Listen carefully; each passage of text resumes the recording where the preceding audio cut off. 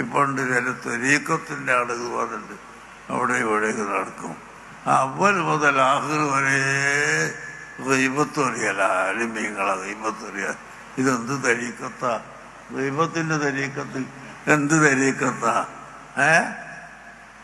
റസൂലുള്ളാഹിനെയും റിഫായിയൊക്കെ എത്ര ആളുകൾ എന്തെല്ലാം പറഞ്ഞിരുന്നു. എന്നിട്ട് അവരതിന് മറുപടി പറഞ്ഞോ?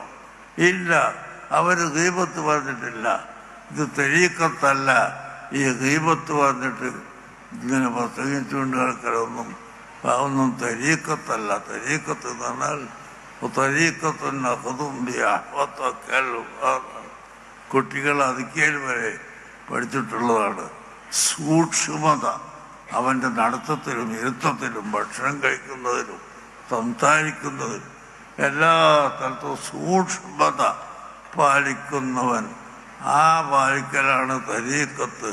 അതാണ് ഔലിയാക്കന്മാർ പറഞ്ഞു കൊടുക്കുന്ന തരീക്കത്ത്.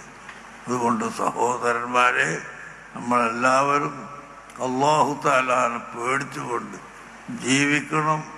5 വഖത്ത് നിസ്കാരം ഒരൊറ്റ കുട്ടിയും ഖളാ ആക്കരുത് എന്ന് ഞാൻ എൻ്റെ കാരണന്മാരോട് ചെറുപ്പക്കാരോടൊക്കെ പറയുന്നു.